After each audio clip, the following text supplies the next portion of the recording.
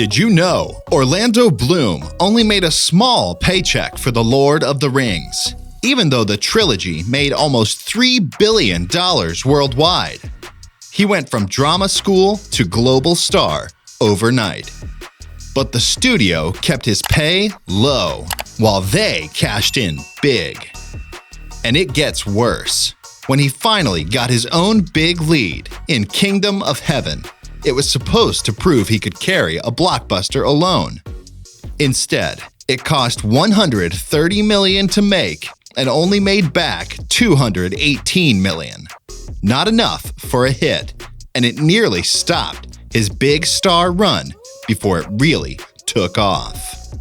In this deep dive, we're breaking down Orlando Bloom's movie paychecks, how much he made for each film, which hits made the studios rich, and which so-called sure things fell flat at the box office.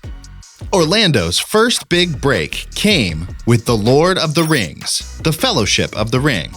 It cost $93 million to make, pulled in $897 million worldwide, and Orlando made just around $60,000 to play the elf that changed his life. The Two Towers came next, $94 million budget, $947 million back, and a small bump for Orlando, but still under $1 million for the biggest sequel of the year.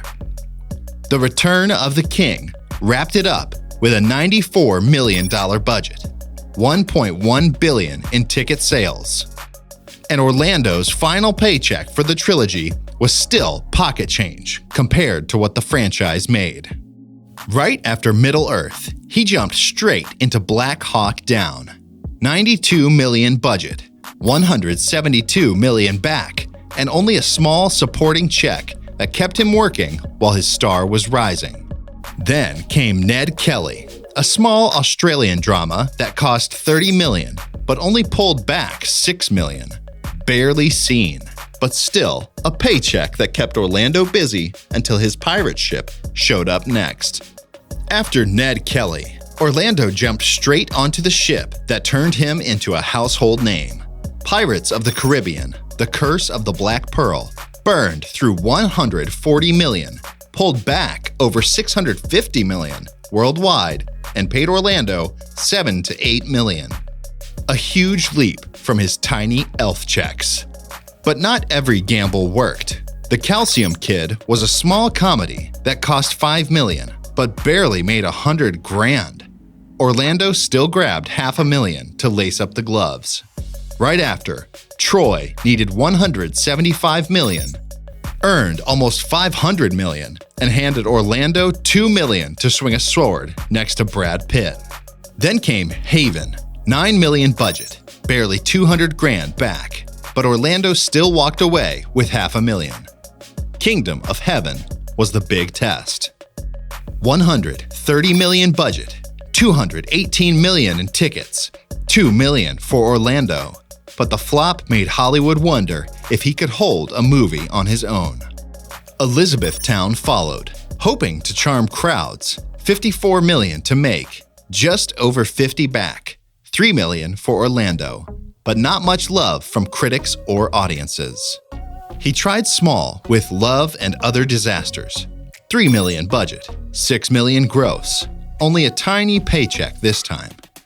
Then, The Armenian Genocide, a passion doc, cost around $1 million, but wasn't about money, just voice work and credit.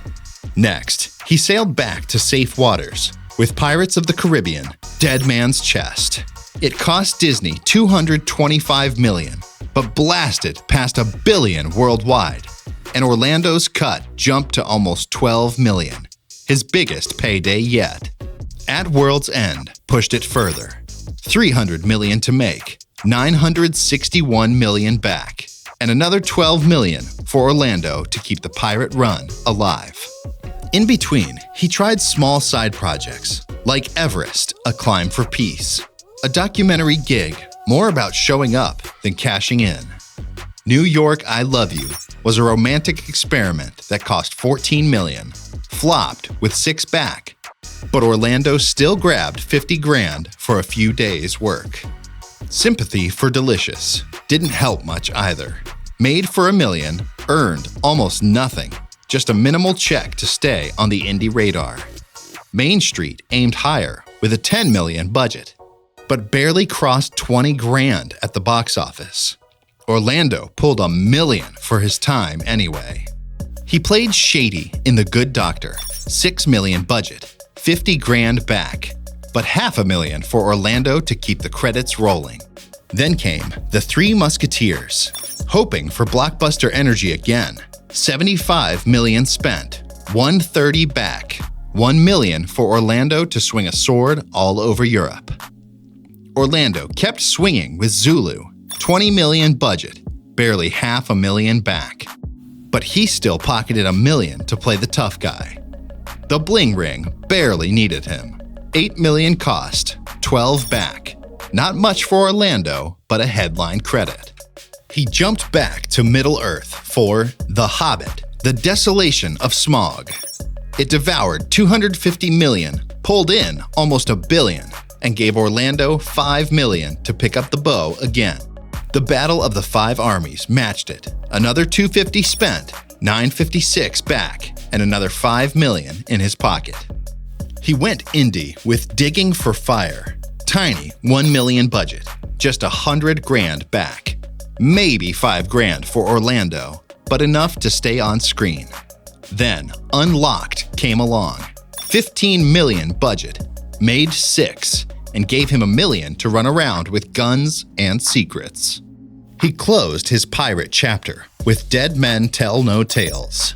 Disney threw 250 million at it, pulled back almost 800 million, and Orlando still grabbed 3 million to pop back in. Romans was the opposite. 3 million budget, a box office ghost with almost nothing back, and only a tiny check for Orlando to dig deep. He cashed 5 million for Smart Chase, 30 million budget, 2 million back. Pure flop, but a payday anyway. The Outpost was a rare hit for a small war film. 5 million cost, 18 back, and 300 grand for Orlando to fight on the front line. He popped up in Billie Eilish, The World's a Little Blurry. Just voice here, no big check. Needle in a Time Stack cost 15 million, but box office numbers vanished. Still, Orlando made $500,000 for another sci-fi swing. Most recently, Gran Turismo pulled him back into big screens. 60 million budget, 120 million back, and 3 million to Orlando for joining the race. Red Right Hand closed it out. 5 million budget, almost nothing back. But still a clean $1 million for showing up with a gun one more time. Now, over to you. What shocked you the most? Orlando's tiny Lord of the Rings paycheck? The huge Hobbit comeback? Or Kingdom of Heaven burning money and almost sinking his lead career? Drop your pick in the comments.